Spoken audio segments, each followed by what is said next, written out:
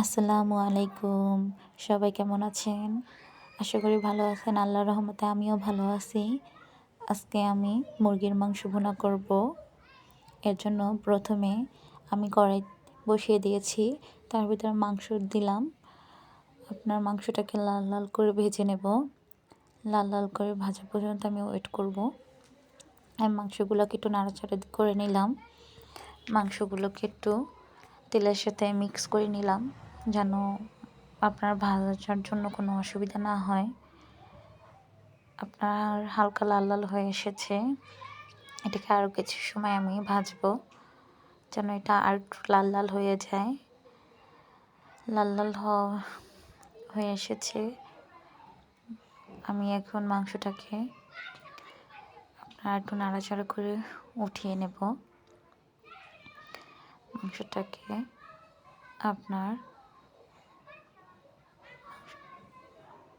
মাংসটাও আমি উঠিয়ে নিলাম। এখন আমি কড়াইতে তেল দিয়ে দিলাম, পেঁয়াজ দিয়ে কুচি দিয়ে দিলাম। এটা আমি ব্রাউন হওয়া পর্যন্ত ভেজে নেব। পেঁয়াজ কুচিটা ব্রাউন কালার হয়ে আসলে আমি এটাকে ভেজে নেব কিছুক্ষণ সময়। যতক্ষণ অবধি না এটা ব্রাউন হয়ে আসছে ততক্ষণ আমি ভেজে নেব এটাকে। আমার পেঁয়াজটা হালকা ব্রাউন কালার হয়ে এসেছে। আমি তার ভিতরে দারচিনি, এলাচি এগুলো দিয়ে দিলাম। আমি আরও কিছু সময় ভাজবো। আমি এখন জয়ত্রী দিলাম। আমার পেঁয়াজটা একদম লাল লাল হয়ে এসেছে। এখন আমি আদা বাটা, রসুন বাটা দিয়ে দিলাম।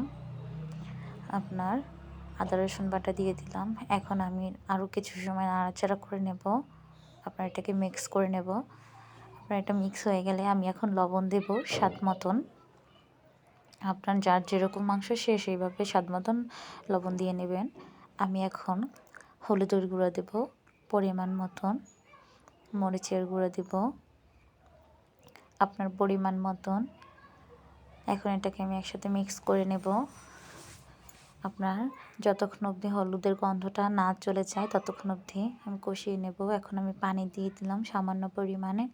এখন আমি আরও কিছু সময় কষিয়ে নেব যতক্ষণ অবধি পর্যন্ত না এটায় তেল ছেড়ে দিচ্ছে ততক্ষণ অবধি। এখন আমি মাংসটা দিয়ে দেব। আমার ভাজা মাংসটা দিয়ে দিলাম। এখন আমি কিছুক্ষণ সময় রাখবো। আলুটাও দিয়ে দিলাম। দুটোকে একসাথে মিক্স করে কিছুক্ষণ কষিয়ে নেব যতক্ষণ অবধি পর্যন্ত এটা কষানো না হচ্ছে। কিছুটা সময় বেশি করে রাখলে কষানোর জন্য, তাহলে মাংসটা খেতে খুব ভালো লাগে। মাংসটা ভালোভাবে কষিয়ে নিচ্ছি। আমার মাংসটা খুব সুন্দরভাবে কষানো প্রায় হয়ে এসেছে। আমি আরও কিছু সময় কষিয়ে নেব। এই পর্যায়ে এসে আমি এখন পানি দিয়ে দেব। আমি পরিমাণ মতন পানি দিব। বেশিও দিব না একেবারে, আবার কমও দিব না। যতটুকুতে মাংসটা হালকা ডুবু ডুবু হয়ে এসে আমার মাংসটা প্রায় সেদ্ধ হয়ে এসেছে।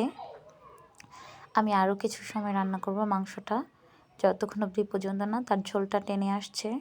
আমার মাংসটা প্রায় কমপ্লিট। কিছুক্ষণের ভিতরে মাংসটা আমার হয়ে যাবে। 5 মিনিটের মতন রাখলেই আমার মাংসটা পুরোপুরি রেডি। আমার মাংসটা পুরো রেডি হয়ে গেছে।